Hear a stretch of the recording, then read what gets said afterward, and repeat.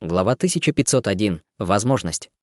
Как только появилась массивная марионетка, в 6 ее глазах вспыхнул малиновый свет, и она внезапно сделала хватательное движение, призывая огромный малиновый топор в свои руки, а затем взмахнула им в воздухе с разрушительной силой.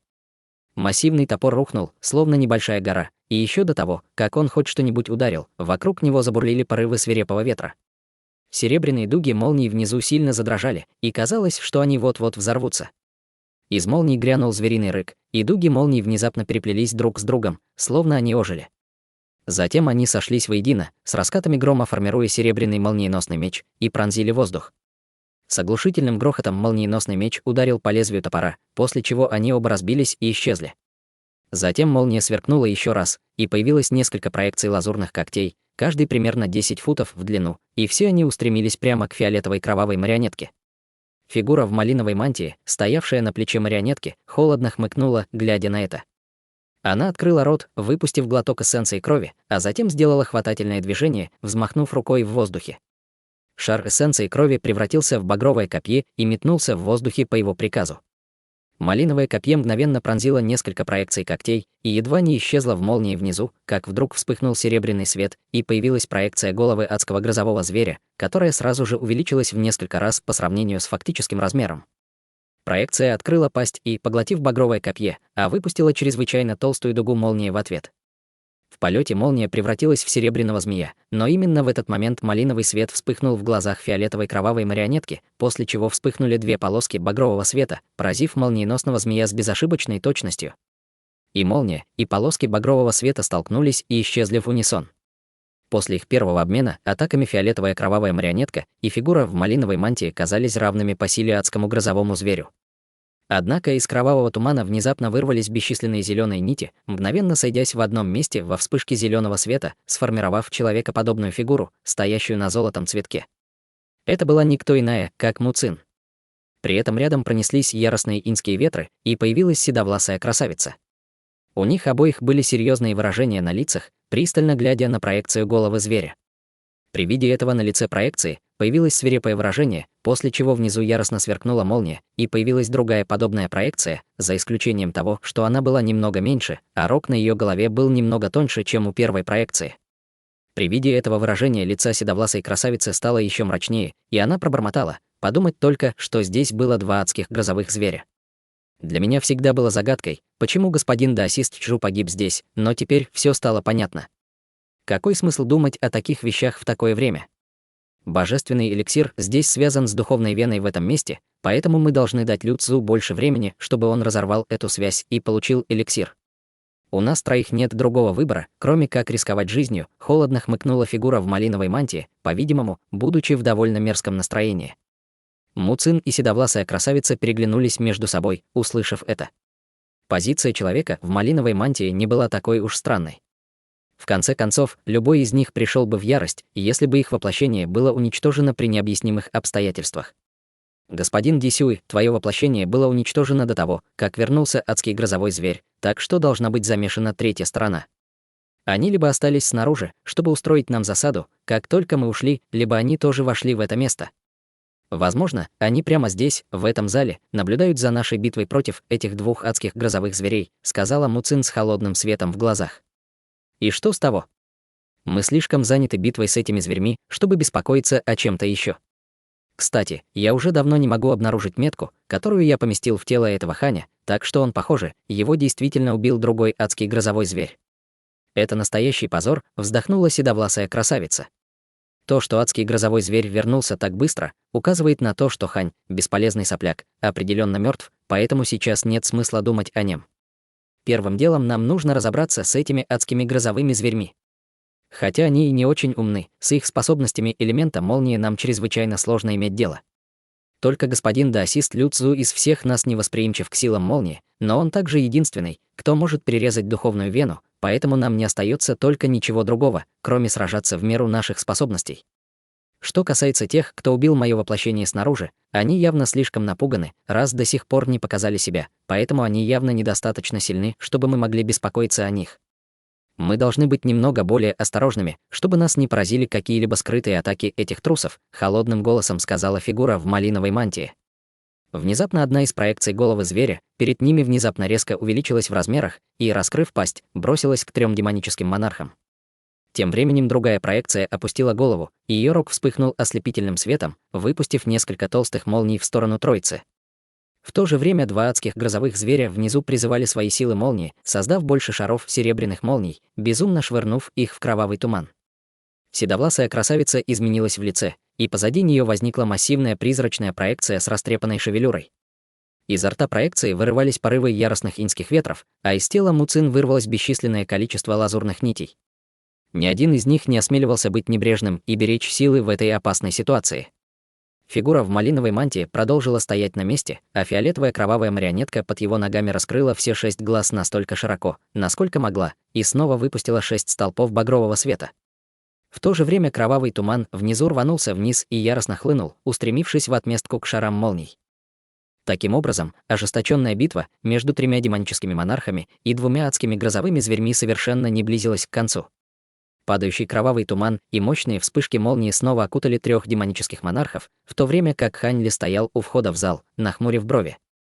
Не будь облака зеленой ци, которая скрывалась в углу, все было бы довольно просто.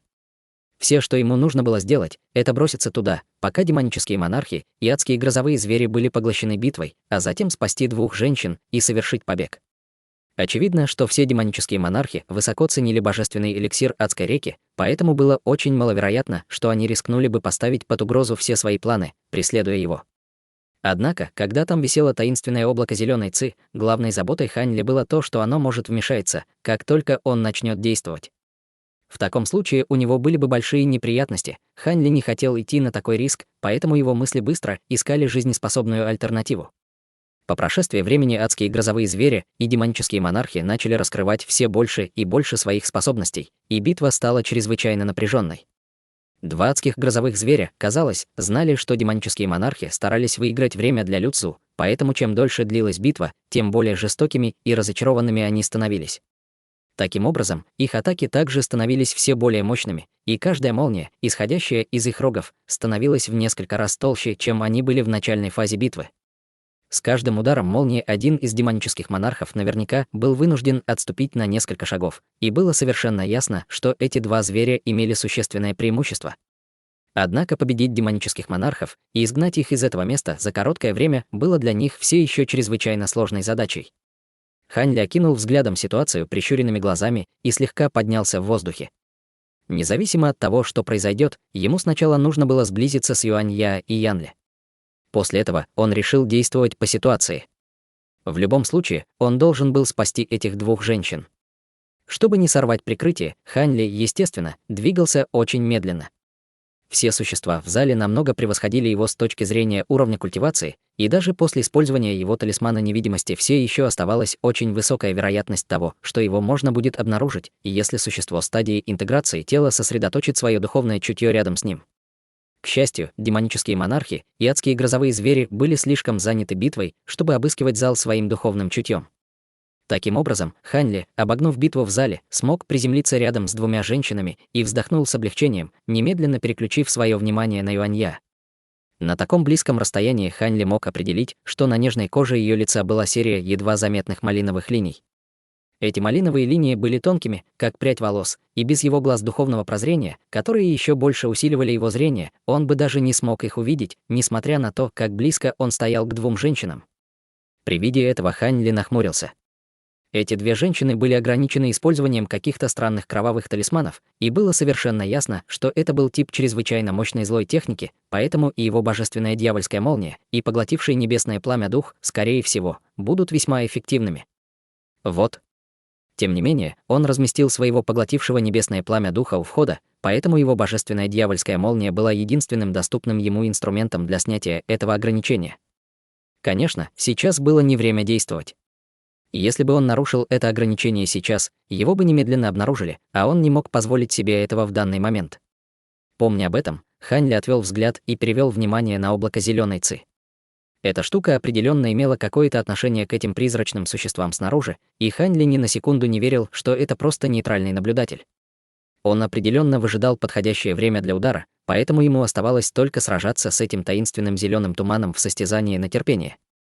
Когда эти мысли быстро промелькнули в голове Ханьли, он быстро решил применить консервативный подход.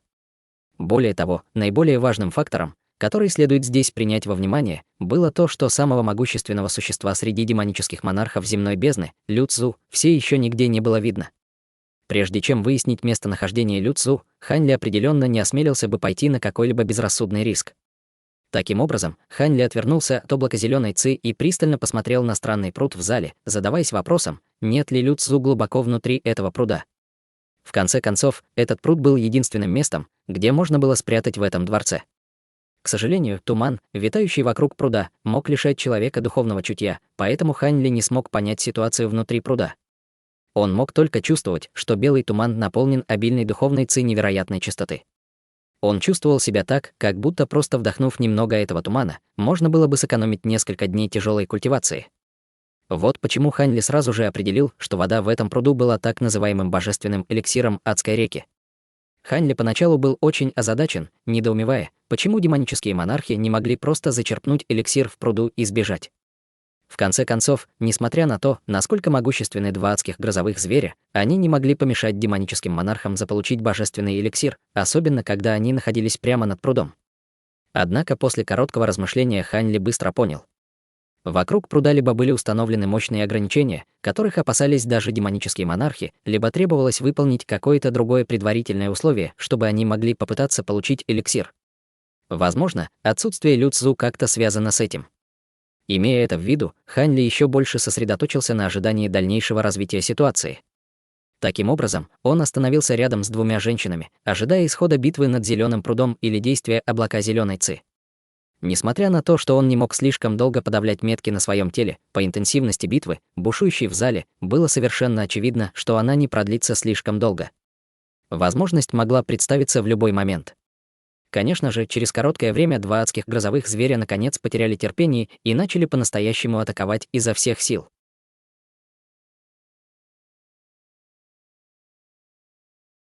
Глава 1502. Последний удар. Туман вокруг зеленого пруда внизу поднялся вверх, и поток чистой духовной ци просочился наружу, в то время как земля поблизости начала дрожать. Два адских грозовых зверя переглянулись между собой, найдя в глазах друг друга выражение шока и ярости. Звери одновременно взревели, после чего дуги молний, вращавшиеся вокруг их тел, исчезли, и они поднялись на задние лапы, как пара двуногих существ. Вокруг двух зверей образовались порывы угольно-черного ветра, вращаясь вокруг двух зверей и полностью окутав их тело. При виде этого сердца трех демонических монархов забились сильнее.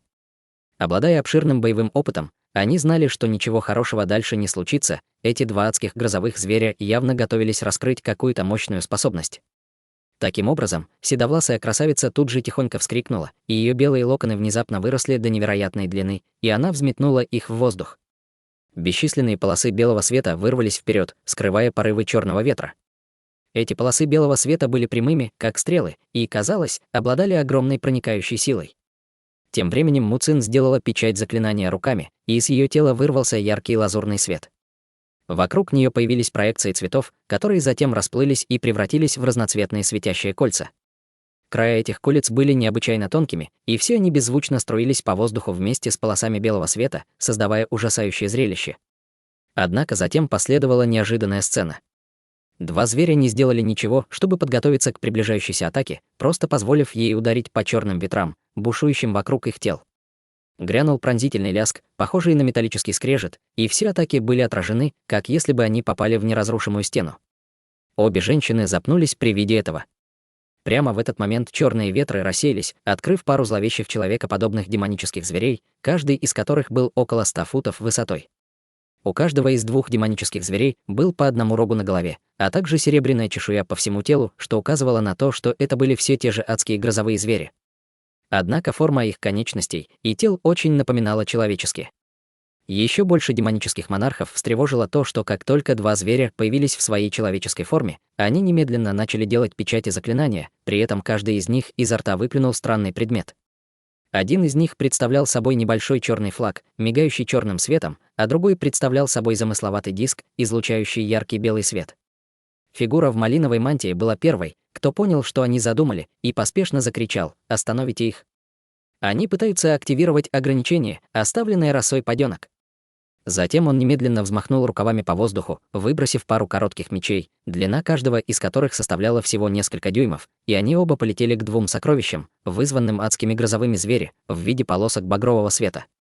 Однако адские грозовые звери, казалось, ожидали такой атаки, и они оба одновременно покачали головами, отчего их рога словно отделились от голов, выпустив две молнии.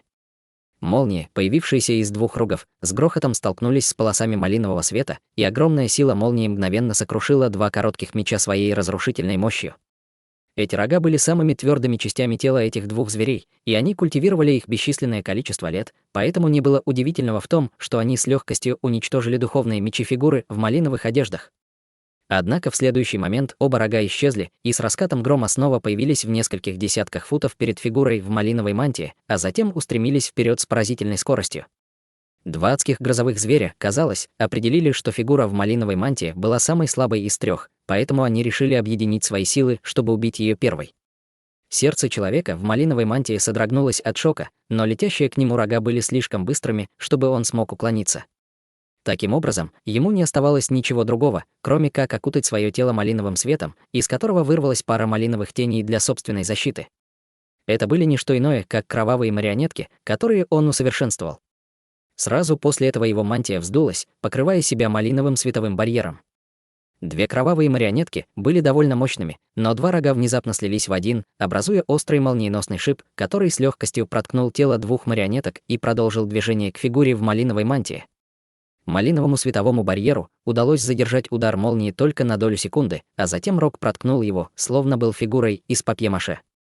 С оглушительным грохотом в груди фигуры в малиновом появилась зияющая рана шириной с большую чашу для риса. Фигура в малиновой мантии быстро хлопнула ладонями по всему телу, одним махом наложив на себя около дюжины малиновых талисманов. Затем произошла странная сцена. Мало того, что из зияющей раны на его груди не пролилось ни единой капли крови, плоть по краям раны стала странно зашевелилась, а затем начала регенерировать со скоростью, заметной невооруженным глазом. Выражения на лицах Му Цин и седовласой красавицы смягчились при виде этого. Если бы фигура в малиновой мантии действительно была убита, то они двое не смогли бы долго протянуть против этих двух адских грозовых зверей. Однако, как раз в этот момент, молния внезапно облетела кругом во вспышке, нацелившись на голову фигуры в малиновой мантии. Прежде чем Му Цин и седовласая женщина смогли осознать это, гигантская фиолетовая ладонь взметнулась в воздух, двигаясь с поразительной скоростью, полностью противоречившей ее огромным размерам. Рука пронеслась по воздуху, словно иллюзорное пятно, и схватила шип молнии в тиски. Однако в следующее мгновение внутри массивной руки грянул оглушительный раскат грома, и из шипа молнии вырвались бесчисленные дуги молнии, извиваясь между пальцами огромной руки, как серебряная змея. После нескольких вспышек шип молнии вернулся к адским грозовым зверям, где снова разделился на две части и прикрепился к головам двух зверей в качестве их рогов. Два рога все еще мерцали серебряным светом, оставшись совершенно невредимыми после того интенсивного столкновения. Во время этой короткой задержки двум животным удалось активировать парящие перед ними сокровища, и они в унисон открыли рты, выплюнув из пасти на свои сокровища эссенцию крови. Флаг и диск вспыхнули черным и белым светом соответственно, полностью поглотив весь кровавый туман внизу. Затем флаг превратился в темное облако, которое поднялось в воздух и во вспышке исчезло в потолке дворца. Тем временем диск превратился в полоску белой ци, которая упала и растворилась в земле. Сердце Му Цин и седовласой красавицы содрогнулись от шока, но прежде, чем они успели что-то сделать, с потолка дворца внезапно вспыхнул яркий духовный свет, после чего возникла серия черных рун. Эти руны стали быстро распространяться по потолку, объединившись в массивную формацию. Черный свет вспыхнул по всей формации, а в самом центре появилась черная дыра, внутри которой непрестанно завывали сильные ветры, словно был взломан проход в другое пространство. В то же время ослепительный белый свет вырвался из земли, и появилась серия рун размером с кулак. Как только руны появились, в зеленом пруду посреди падающего тумана появилась массивная формация золотого света. Появившись, она окутала весь пруд под ним и залилась ослепительным золотым светом, из-за которого было невозможно оставлять глаза открытыми. Му Цин и седовласая красавица были шокированы и взбешены увиденным. У них было достаточно веры в способности Лю Цзу, чтобы знать, что он на самом деле не окажется в ловушке в пруду этой золотой формацией, но из-за него было очевидно крайне маловероятно, что они смогут заполучить божественный эликсир за короткое время. Еще более проблематичным было то, что формация черного света над головой все еще быстро расширялась, охватывая демонических монархов внизу. Затем она медленно оторвалась от потолка и спустилась вниз по приказу двух адских грозовых зверей. Таким образом, им придется либо уклоняться, тем самым позволив оттеснить их от зеленого пруда, либо столкнуться с силой этого ограничения. Пока Му Цин сомневалась, что делать дальше, в ее ушах внезапно прозвучал голос седовласой красавицы: «Госпожа Му, давай объединим силы, чтобы сломать эту формацию. Брат Ди Сюй, пожалуйста, прикрой нас». Немного помедлив, она кивнула в ответ. Это казалось единственно возможным вариантом действий. В то же время фигура в малиновой мантии тоже слышала эту передачу голоса. В этот момент зияющая дыра на его груди, которая была бы смертельной для обычного человека, уже почти полностью зажила, и, не считая того факта, что свет в его глазах немного приглушился, рана, казалось, не выглядела так, как будто сильно повлияла на него. Услышав предложение седовласой красавицы, он нахмурил брови, а затем посмотрел на массивную руку фиолетовой кровавой марионетки, которой она раньше ловила шип молнии. Вся ее ладонь была обуглена, и от нее исходил едкий запах гари. Фигура в малиновой мантии тяжело вздохнула, а затем медленно кивнула. Затем он резко топнул ногой по плечу фиолетовой кровавой марионетки и, засунув руку в рукав, выпустил деревянный ящик золотистого цвета. Он начал что-то напевать, указывая на коробку, и ее крышка слетела, выпустив изнутри 7 полос света разных цветов. Полоски света исчезли, открыв 7 марионеток разной формы. Некоторые из них были в форме демонических зверей, другие напоминали расу летающих духов, третьи были смесью человека и демона, и были даже 2 огромные марионетки. Один из них был массивным червем, а другой — гигантским муравьем. Все 7 этих марионеток были сделаны из металлических материалов, а их тела были покрыты рунами. Совершенно очевидно, что Ди Сюй кропотливо создавал их в течение долгого времени. Седовласая красавица засмеялась, увидев это, и повернулась на месте, выпустив 8 всплесков черной ци из своего тела. Внутри каждого всплеска была нечеткая человекоподобная фигура, одетая в черную броню. Это были не что иное, как призрачные монархи в иньских доспехах, которых седая красавица сохранила для выздоровления и восстановления сил. Появившись, призрачные монархи сразу же сели вокруг седовласой красавицы, скрестив ноги. Из их тел стало выходить угольно-черная ци, образуя массивное черное облако в мгновение ак. С другой стороны, кожа Му Цин полностью стала зеленой, и как только она сделала печать заклинания, бесчисленные лазурные нити покрыли ее тело. Затем в окрестностях мгновенно появились участки странных и экзотических растений, и она оказалась в самом центре. Между тем, 2 адских грозовых зверя вообще не обращали внимания на то, что делали 3 демонических монарха. Они просто держали свои ручные печати, и духовный свет вспыхивал по всему их телу, безумно вводя свою силу в формацию над головой. Похоже, они были крайне уверены в этом ограничении. Видя, что битва, наконец, подходила к финалу, Хань Ли внезапно изменился в лице и, взмахнув рукавом, призвал в руку с 10 лазурных бусин. Затем он прищурился и перевел взгляд в другой угол зала. Облако зеленой ци и бусина внутри него, наконец, сделали свой ход.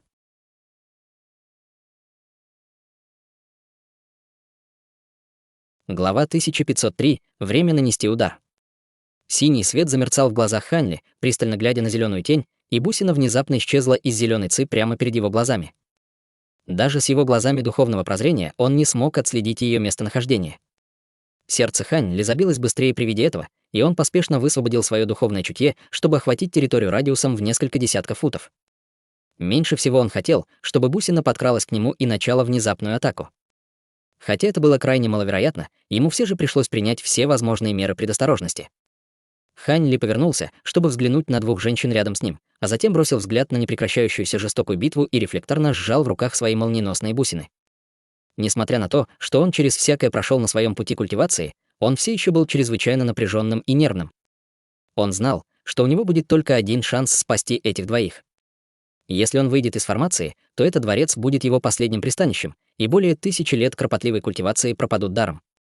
От этого чувство балансирования на острие ножа между жизнью и смертью заставляло сердце Хань Ли биться быстрее. В этот момент Му Цин и седовласая красавица начали атаковать формацию черных заклинаний. Тем временем фигура в малиновой мантии, фиолетовая кровавая марионетка и 7 других металлических марионеток, которые он только что призвал, стояли перед 2 женщинами, прикрывая их. Из иньских облаков, где находилась седовласая красавица, внезапно раздался резкий призрачный визг, после чего оттуда появился белый призрачный коготь, сделав хватательное движение. Из его пальцев вырвался шар серого света размером с яйцо и резко взлетел в воздух. Все растения, которые появлялись вокруг Му Цин, растворились в ее теле, и она медленно открыла рот посреди вспышки беспорядочно мерцающего духовного света, взорвав столб зеленого света. Столб зеленого света был чрезвычайно ярким, но каким-то образом производил на наблюдателя впечатление, будто он был довольно вязким, создавая чрезвычайно своеобразное зрелище. Две атаки промелькнули в воздухе, мгновенно достигнув нижней части черной формации. Серые шары света время от времени расширялись и сжимались, в то время как зеленый столб света совершенно беззвучно ударял в центр формации. Свирепый свет вспыхнул в глазах двух адских грозовых зверей при виде этого, и они немедленно ввели больше силы в формацию черного света наверху. С грохотом из центра формации вырвался порыв черного ветра. Порыв ветра был чрезвычайно резким, как острый клинок. Кроме того, на ветру мерцали световые пятнышки, и казалось, что с ветром смешались тысячи блестящих частиц песка. Как только порыв ветра коснулся столба зеленого света и шариков серебряного света, грянула серия оглушительных взрывов, а под формацией вспыхнули световые шары разных цветов. Спустя несколько мгновений в воздух поднялась вспышка серого и зеленого света, подавив падение формации черного света, что привело к временному тупику. По мере того, как порывы черного ветра продолжали подниматься, черные частицы песка создавали на ветру плотную черную массу, медленно вытесняя серый и зеленый свет. В глазах Му Цин мелькнуло своеобразное выражение, и она перевернула руку, демонстрируя небольшой кусок ветки дерева. Ветка была не более 3 футов в длину, и на ней росло несколько мягких зеленых листьев. Несмотря на то, что она явно была отделена от дерева, вокруг него все еще циркулировала обильная духовная ци, и на ветке не было никаких признаков пожелтения или увядания. Му Цин подбросила эту ветку в воздух, и расцвел шар зеленого света. Ветка мгновенно превратилась в пышное зеленое дерево с густыми мерцающими ветвями и листьями, словно все дерево было вырезано из глыбы изысканного зеленого нефрита. С серьезным выражением на лице Му Цин стала напевать что-то, и ствол дерева резко увеличился в размерах, а ветви удлинились. Из дерева вылетели бесчисленные зеленые проекции в форме листьев, и все они взлетели вверх, поддерживая атаку на формацию черного света. «Отлично, госпожа Му!» Крик удивления и восторга раздался изнутри иньских ветров. Госпожа Лань, пора и тебе поработать». «Не говори мне, что это предел твоих возможностей», — холодным голосом ответила Му Цин. Хе-хе, седовласая красавица усмехнулась в облаке инь, после чего все 8 призрачных монархов одновременно взвыли. Безграничная иньская ци устремилась к центру формации и сошлась воедино, с бесчисленными призрачными тенями, плачущими и кудахчущими внутри иньской ци. Спустя несколько мгновений облако иньской ци рассеялось, и на его месте появилась массивная фигура. Это было гигантское существо ростом около 80 футов, одетое в устаревшие черные доспехи. Оно было вооружен огромным боевым молотом, а поверхность доспехов была полностью покрыта острыми черными шипами длиной около фута каждый, а также серией серебряных рун. Боевой молот обладал чрезвычайно странной конструкцией. Он был черным как смоль по цвету, как и костюм доспехов, но в ручку были инкрустированы 8 белых черепов, и все эти черепа непрерывно извивались, завывали и выплевывали вспышки черной ци, создавая душераздирающее зрелище. Это гигантское существо было ничем иным, как увеличенной версией седовласой красавицы, и 8 черепов на ее боевом молоте были воплощениями 8 призрачных монархов в иньских доспехах. При виде этого Му Цин слегка изменилась в лице, но прежде чем она успела задать какие-либо вопросы, на лице седовласой красавицы появилось холодное выражение, и она подбросила свой боевой молот в воздух, сделав странную печать заклинания руками. Молот развернулся в воздухе, и 8 черепов завизжали в унисон, извергая 8 вспышек зеленого пламени, устремившихся прямо вверх.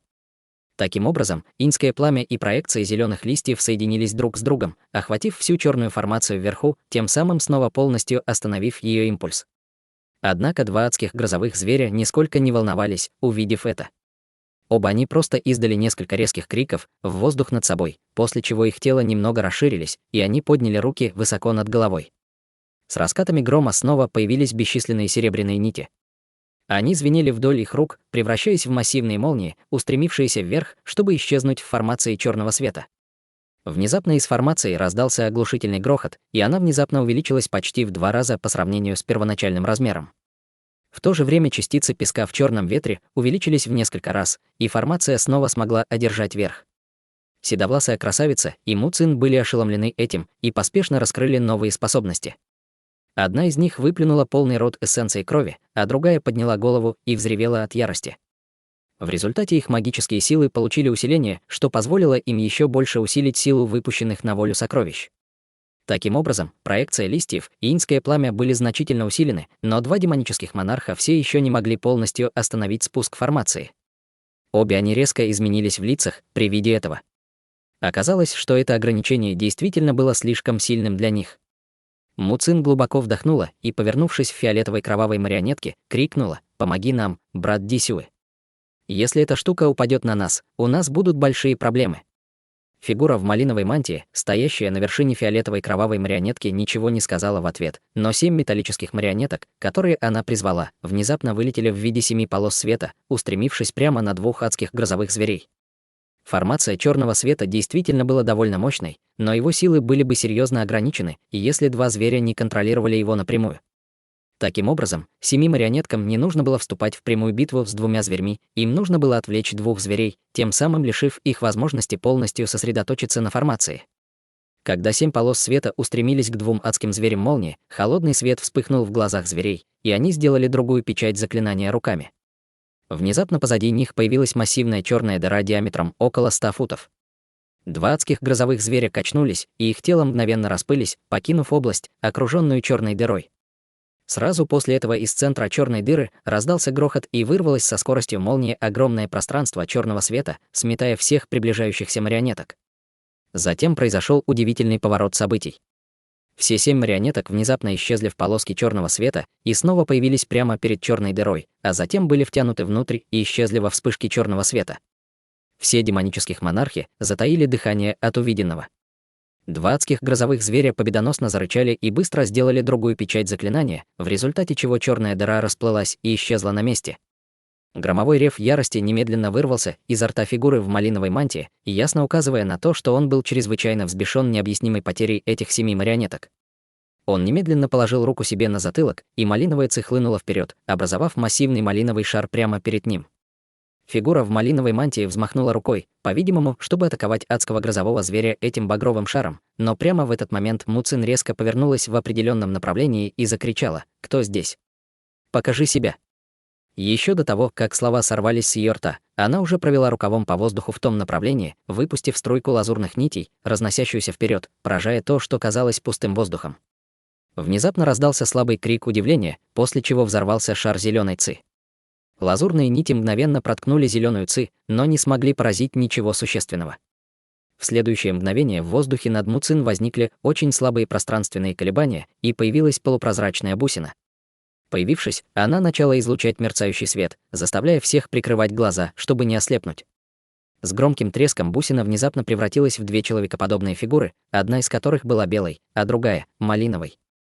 Малиновая человекоподобная фигура немедленно подняла руку, послав полоску серебряного света, пролетевшую по воздуху, а затем ударила в Му Цин, как молния.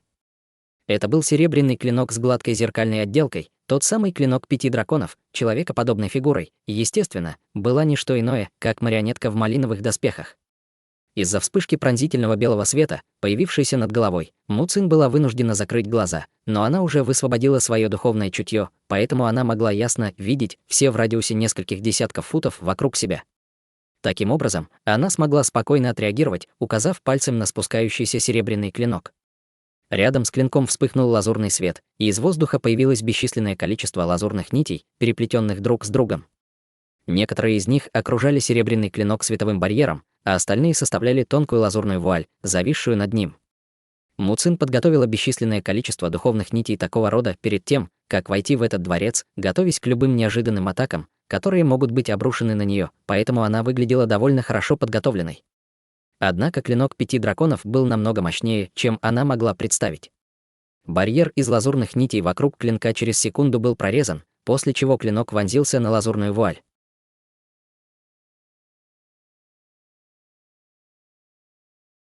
Глава 1504. Хаотическая битва. Лазурная вуаль была разрезана на части, как бумага, и клинок продолжил спускаться к Му Цин. Му Цин резко изменилась в лице, осознав, насколько опасен этот клинок. Она хотела попытаться уклониться, но было уже слишком поздно. Спускаясь, клинок выпустил несколько проекций, и все они исчезли в мгновение ика. Сердце Му Цин содрогнулось при виде этого, и она успела лишь наколдовать костюм лазурных доспехов на своем теле, прежде чем серия массивных мерцающих клинков обрушилась на нее со всех направлений. С поверхности этих гигантских клинков вырвался резкий визг, и они стали спускать вспышки ледяного света, образуя непроницаемый барьер вокруг Му Цин, не давая ей возможности для побега или уклонения. Лицо Му Цин сразу же стало смертельно бледным при виде этого, но затем она, стиснув зубы, взмахнула обоими рукавами, и в каждой из ее рук появился короткий черный жезл. Она взмахнула этими жезлами в воздухе, и перед ней мгновенно возникли проекции лазурных посохов, которые в следующее мгновение прямо на массивные клинки вокруг нее. Му Цин хорошо осознавала тот факт, что она уже потеряла инициативу и что, если она останется на месте, ее обязательно убьют. С грохотом проекции посоха смогли пробить морозный свет, открывая для Му Цин путь к спасению. Тем не менее, новые волны морозного света хлынули, восстанавливая прореху, образованную проекциями посоха, и казалось, что этому смертоносному свету не будет конца. Внезапно два черных посоха были рассечены морозным светом, и проекции посохов тут же погасли. Му Цин была ошеломлена произошедшим и сразу же убрала руки, пытаясь использовать другие способности, чтобы морозный свет не заковал ее в лед. Однако костюм зеленых доспехов, который она носила, сумел остаться нетронутым лишь несколько мгновений, прежде чем он также был рассечен и раздался вой боли, за которым последовала гробовая тишина. Му Цин была убита практически мгновенно. Седовласая красавица смотрела широко раскрытыми глазами, и ее рот был открыт, не в силах поверить своим глазам. Она хорошо осознавала тот факт, что Му Цин определенно была не менее могущественна, чем она, но марионетка в красных доспехах сумела убить ее в мгновение ока. В этот момент марионетка указала пальцем на морозный свет, и свет снова собрался, формируя серебряный клинок. Тело Му Цин было разрублено клинком на бесчисленное количество частей, а ее останки парили в воздухе. Как ни странно, части ее тела не пролили ни капли крови, словно ее тело было не тело из плоти и крови. Марионетка в красных доспехах лишь мельком взглянула на ее останки, а затем вовсе перестала обращать на них внимание. Было уже установлено, что Му Цин обладает телом духа из дерева, так что совсем неудивительно, что она не истекала кровью, как нормальные живые существа. Марионетка издала зловещий смешок, наложив печать заклинания одной рукой, и клинок немедленно полетел вперед, на этот раз направляясь к фиолетовой кровавой марионетке. С массивным телом марионетки это была идеальная цель. Марионетка в красных доспехах изначально намеревалась нанести удар только после того, как демонические монархи израсходуют всю свою магическую силу, но Лю Цзу спустился в пруд и знал способ перерезать духовные вены от этого. Марионетка в красных доспехах потеряла бдительность и сильно взволновалась. Если связь между этим прудом и духовной веной действительно прервется, ей все равно будет нанесено суровое наказание, даже если им удастся убить этих незваных гостей. Вот почему она не могла больше ждать. Однако, к его большому удивлению, Му Цин была чрезвычайно бдительной и создала бесчисленные невидимые духовные нити в близлежащей области, тем самым позволив ей определить местоположение марионетки. Однако для марионетки это все равно не имело значения. Он обладал безумно могущественным клинком 5 драконов, и на ее стороне были адские грозовые звери, в то время как ее враги уже израсходовали большую часть своей духовной силы в предыдущей битве. При таком количестве факторов в ее пользу было бы несложно убить всех злоумышленников. В глазах фигуры в малиновой мантии, стоявшей на плече фиолетовой кровавой марионетки, мелькнула тень при виде приближающегося серебряного клинка. Она тут же указала пальцем на клинок, и массивный малиновый шар перед ним задрожал, а затем вырвался вперед в виде полоски малинового света. Почти в тот же момент фиолетовая кровавая марионетка под его ногами начала быстро уменьшаться в размерах, и в мгновение Эйка вернулась к размеру обычного человека. Сразу после этого одновременно вспыхнули все 6 ее глаз, и из зрачков вырвалось 6 столпов багрового света, устремившись в погоню за багровым шаром. Фигура в малиновой мантии спустилась рядом с фиолетовой кровавой марионеткой в тот момент, когда полоска серебряного света беззвучно погрузилась в багровый шар, и это было для него весьма радостным зрелищем. Этот малиновый шар не был обычной эссенцией крови. Напротив, это было то, что он усовершенствовал из собранной им нечистой тысячелетней иньской ци, и она специализировалась на порче всех видов сокровищ со 100% успешностью на сегодняшний день. Серебряный клинок действительно был довольно мощным, но он никак не мог остаться невредимым в этом багровом шаром. В тот момент, когда эти мысли промелькнули в сознании фигуры в малиновой мантии, раздался громкий взрыв, и улыбка с его лица исчезла. Малиновый шар был пронзен безграничным серебряным светом в мгновение, и взорвался облаком отвратительного кровавого тумана. Туман парил в воздухе на несколько мгновений, а затем рассеялся в виде гнилостной черной ци. В этот момент серебряная полоска света, которая представляла собой клинок 5 драконов, врезалась в 6 столпов малинового света. Как только две противостоящие силы вошли в контакт друг с другом, серебряный свет слегка заколебался, и впервые он немного замедлился. 6 столбов света ударили по нему один за другим, заставив полоску серебряного света задрожать и вернуться к своей первоначальной форме. Глаза фигуры в малиновой мантии загорелись, и он поспешно сделал печать заклинания руками. Столпы малинового света тут же сошлись воедино, образуя массивный малиновый меч, который столкнулся с клинком 5 драконов. Клинок был невероятно острым, но он не смог сразу же разрезать алый меч пополам, и в результате его продвижение было временно остановлено. Зловещий свет вспыхнул в глазах марионетки в красных доспехах при виде этого, и она сразу же стала напевать странную мантру. Клинок 5 драконов сразу же вспыхнул сверкающий серебряный свет, и на его поверхности снова вспыхнул безграничный морозный свет. В конце концов, багровый меч был рассечен морозным светом на несколько сегментов, превратившись в шар багрового света. При виде этого фигура в малиновой мантии поспешно открыла рот, выплюнув полный рот эссенции крови. Затем эссенция крови трансформировалась в несколько малиновых рун, которые качнулись и внезапно бесследно исчезли. В следующее мгновение вдали беспорядочно вспыхнул красный свет, снова слившись в еще один красный летающий меч. Летающий меч издал слабый звенящий звук, столкнувшись с клинком 5 драконов, не позволяя устрашающему сокровищу продолжить свой путь. Увидев своими глазами спонтанную смерть Муцин, седовласая красавица очень испугалась клинка 5 драконов, но она была в восторге от того, что летающий меч фигуры в малиновой мантии сдерживал его. Таким образом, она отвлеклась от черной формации, спускающейся сверху, и поспешно перевернула руку, достав черный кожаный мешочек и подбросив его в воздух. Мешочек осторожно перевернулся, и изнутри в безумстве хлынула волна серой инскиоци. В следующее мгновение оттуда появилось более 100 призраков в высших инских доспехах, но эти были гораздо более внушительного роста, чем обычные призрачные солдаты. Все это время она держала эту призрачную армию в рукаве как своего рода козырную карту. Затем седовласая красавица издала резкий визг и ткнула пальцем в марионетку в малиновых доспехах вдалеке. Все призрачные солдаты немедленно прислушались к ее зову и, размахивая своим оружием, бросились к марионетке на порывах инского ветра. Марионетка в малиновых доспехах просто холодно усмехнулась, увидев это. Она повернулась к призрачному существу рядом с ним, у которого была голова лошади и тело человека, и спросила: «Могу я рассчитывать, что ты разберешься с этими пустяками?» «Будьте уверены, мастер, я с легкостью уничтожу этих низкоранговых призрачных существ». Тело призрачного существа с головой лошади было прозрачным, и оно почтительно поклонилось в ответ на вопрос марионетки. Марионетка кивнула, и тело призрачного существа вспыхнуло стеклянным светом, полетев по воздуху в виде пятицветной полоски света. Спустя несколько мгновений она бросилась головой в порывы инских ветров, пустив в ход пару длинных сабель, чтобы сразиться с призрачными солдатами вокруг него. Марионетка в малиновых доспехах, не обращая внимания на эту битву, начала что-то напевать, высвобождая силы клинка 5 драконов за счет своего духовного чутья. Полоска серебряного света с резким звоном столкнулась с багровым мечом и разделилась на 5 полос света разных цветов. Одна из этих полос света продолжала сражаться с малиновым мечом, в то время как другие 4 разделились. 2 из них устремились к фигуре в малиновой мантии, в то время как 2 другие помчались к седовласой красавице. Женщина слегка изменилась в лице, глядя на спускающуюся черную формацию вверху, а затем на фигуру в малиновой мантии и фиолетовую кровавую марионетку, и на ее лице появилось нерешительное выражение.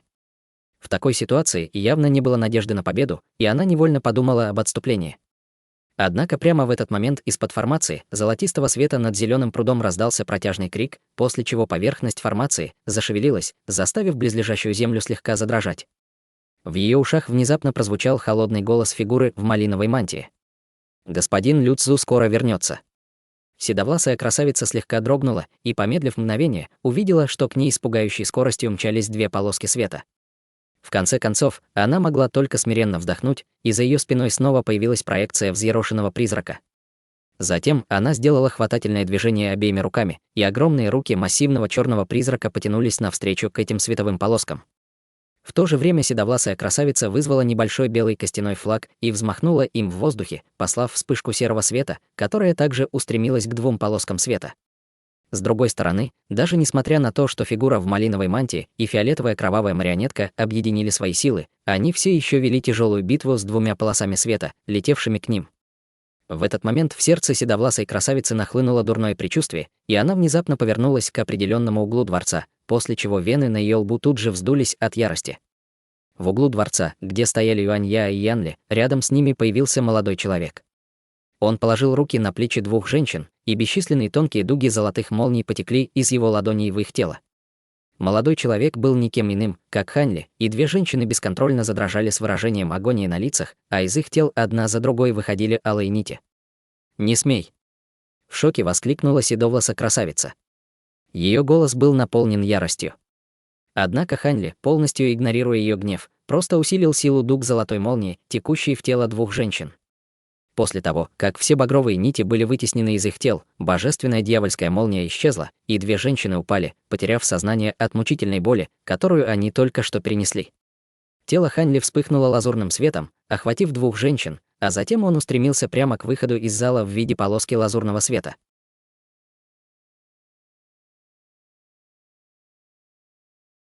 Глава 1505. Непредвиденные обстоятельства. Седовласая красавица изо всех сил пыталась противостоять атакам двух полос серебряного света, расходуя при этом часть своей магической силы, чтобы замедлить скорость, с которой черная формация спускалась сверху, поэтому она была совершенно не способна что-либо сделать с Ханли. Однако в приступе гнева она, стиснув зубы, взмахнула рукой в направлении полоски лазурного света вдалеке. Во время этого кратковременного перерыва в концентрации формация спустилась еще примерно на 10 футов. Сердце седовласой красавицы содрогнулось при виде этого, и она немедленно вложила больше энергии в свой боевой молот, подстегнув 8 черепов, чтобы те выплюнули еще больше зеленого инского огня, тем самым снова замедлив спуск формации. В этот момент Хань Ли практически достиг выхода, резко изменившись в лице, внезапно отклонился от своего первоначального маршрута.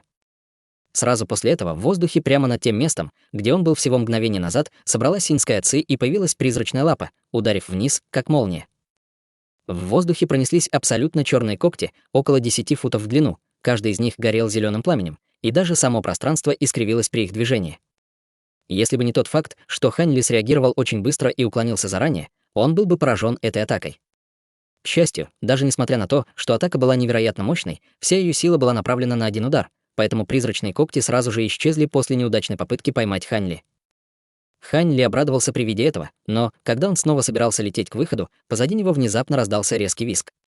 В то же время на него налетел резкий порыв ветра, и он резко изменился в лице, превратив свое тело в световую полоску, преодолев несколько десятков футов быстрым боковым движением.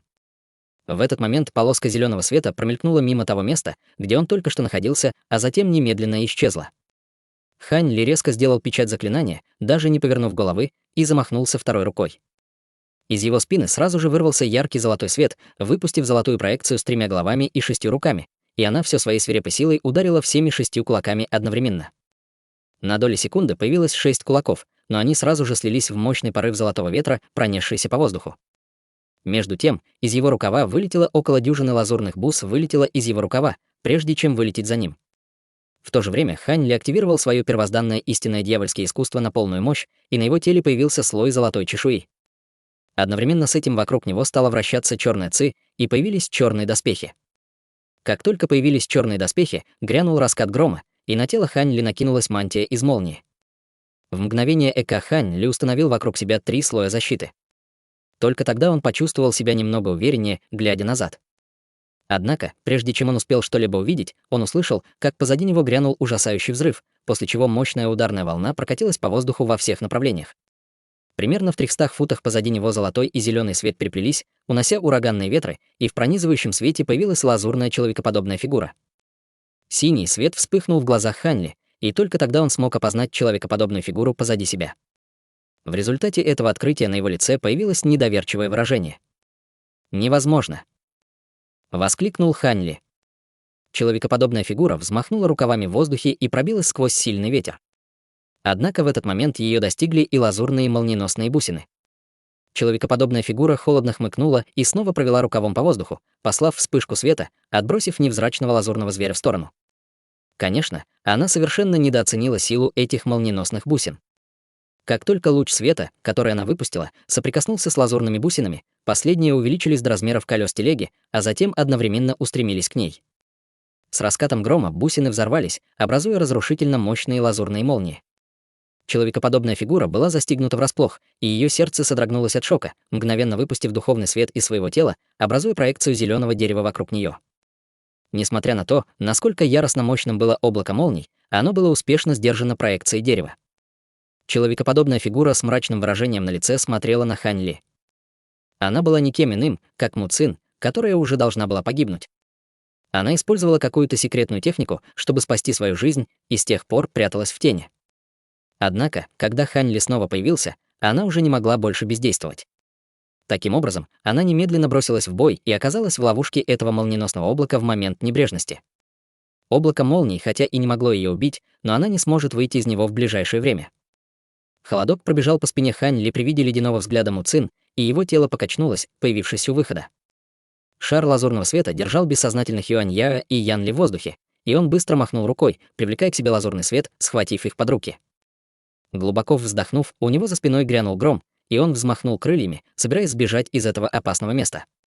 Однако именно в этот момент снова произошло непредвиденное событие. Рядом с ним внезапно вспыхнули пространственные колебания, после чего появился шар кровавого тумана.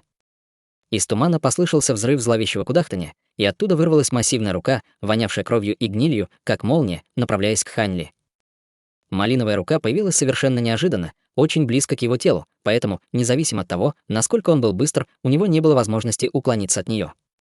Его лицо побледнело, и, выпустив золотой свет из своего тела, он был вынужден противостоять этой атаке, используя свое тело. С грохотом малиновая рука пронзила его молниеносную одежду и черную броню, а затем схватилась за его плечо. Было совершенно ясно, что владелец этой руки просто хотел задержать Хань-Ли, а не убить его. Однако они явно недооценили защитные свойства слоя золотой чешуи на теле Хань-Ли. У лазурной мантии Хань-Ли, естественно, не было никаких шансов против малиновой руки, но когда пальцы руки вцепились в эти золотые чешуйки, их поразило ощущение холода и скользкости, что не позволило им пробить кожу Хань-Ли. Между тем, Хань-Ли тоже не понравилось это нападение. После удара малиновой руки его тело отшатнуло, и его унесло на несколько метров в воздухе. К счастью, он обладал гораздо более совершенной техникой передвижения по сравнению с обычными культиваторами, и его тело, искривившись, превратилось в размытое пятно, и он исчез на месте прежде, чем малиновая рука смогла его схватить во второй раз. В этот момент поблизости вспыхнул яркий малиновый свет, и появилась малиновая человекоподобная фигура. Это была кровавая марионетка, не менее могущественна, чем культиватор интеграции тела. Она, безусловно, была намного опаснее, чем те двое, которых Хань-Ли убил в прошлом. Пока фиолетовая кровавая марионетка вдалеке испускала алые столбы света из своих 6 глаз, сражаясь с 2 полосками серебряного света, пара глаз на затылке внезапно повернулась к Хань-Ли с холодным выражением лица. Конечно, Хань-Ли не знал об этом, но он знал, что определенно не мог позволить себе, чтобы эта кровавая марионетка остановила его здесь. В противном случае, если бы кто-либо из демонических монархов получил некоторую передышку от продолжающейся битвы, он бы уже не смог сбежать. Вдобавок к этому золотая формация над зеленым прудом непрерывно грохотала, и Лю Цзу, похоже, скоро должен был вырваться на свободу. Прямо в этот момент кровавая марионетка бесстрастно повернулась к Хань-Ли, а затем медленно подняла обе руки. На кончиках его пальцев беспорядочно мерцал малиновый свет, и Хань-Ли сильно встревожился и, издав негромкий крик, вызвал в воображении несколько проекций, разлетевшихся в разные стороны. На всех проекциях также были копии Юань-Яо и Ян-Ли, поэтому невозможно было определить, кто из них настоящий Хань-Ли. Багровый свет промелькнул в глазах кровавой марионетки, и она немедленно обратила свой взор на одну из проекций. Издав зловещее кудахтанье, она внезапно исчезла во вспышке малинового света. В следующее мгновение багровый свет вспыхнул рядом с проекцией, на которую марионетка обратила свой взор, и кровавая марионетка появилась снова, размахивая обеими руками в воздухе. В сторону проекции Хань-Ли мгновенно полетело бесчисленное количество малиновых проекций когтей. Эта проекция, естественно, была настоящим Хань-Ли, но он, похоже, не удивился своей неспособности обмануть кровавую марионетку. Со спокойным выражением на лице на одной из его рук вспыхнул черный свет, вызывая перед собой быстро расширяющуюся миниатюрную черную гору, в то время как он провел другой рукой по воздуху, выбросив пару лазурных ножниц. Когти кровавой марионетки были действительно чрезвычайно мощными, но она, естественно, не могла пробиться сквозь гору божественного света. Полосы малинового света взорвались по поверхности небольшой горы, и она с резким визгом сильно задрожала, но в конце концов она смогла выдержать атаку совершенно невредимой. Кровавая марионетка была ошеломлена этим развитием событий. В этот момент лазурные ножницы, которые Хань-Ли метнул в воздух, мгновенно достигли кровавой марионетки и, превратившись в пару лазурных молниеносных змеев, устремились прямо к марионетке. Это были не что иное, как ножницы молниеносного змея, которые он получил от расы Тянь-Пен. Кровавая марионетка с равнодушным выражением на лице подняла руки, чтобы схватить приближающихся грозовых змеев. При виде этого на лице Хань-Ли появилось странное выражение, и он внезапно отступил на несколько шагов. Затем он взмахнул крыльями во вспышке яркого лазурного света, превратившись в полупрозрачную линию вместе с Юань-Яо и Ян-Ли, и исчез в пространстве. Кровавая марионетка издала низкий рев, вместо этого выставив вперед ладони. 2 вспышки малинового света неслись в направлении 2 летящих молниеносных змеев, и тело кровавой марионетки качнулось, готовясь отправиться в погоню за Хань-Ли. Прямо в этот момент золотой свет вспыхнул из-под земли внизу, и полоска золотого копья Ци и 2 полоски яркой сабельной Ци пробили землю, устремившись к марионетке. Кровавая марионетка была застигнута врасплох и тут же бросилась на несколько десятков футов в сторону. Только тогда она смогла едва уклониться от этих внезапных атак. Она посмотрела вниз и обнаружила, что внизу появились 2 золотые человекоподобные фигуры. Обе были примерно 10 футов высотой и облачены в костюмы из золотых доспехов. Один из них держал золотое копье, а другой — двойные сабли. Это была пара невыразительных воинов в золотых доспехах. Кровавая марионетка повернулась к Хань-Ли, обнаружив, что во время этой доли секунды задержки он уже улетел далеко в виде полоски лазурного света. Марионетка холодно хмыкнула, но, когда она собиралась броситься в погоню, два воина в доспехах внизу расплылись и появились по обе стороны от кровавой марионетки.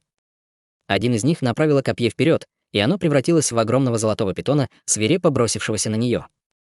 Тем временем другой воин рассек воздух двумя саблями, посылая бесчисленные золотые ветреные клинки в сторону марионетки.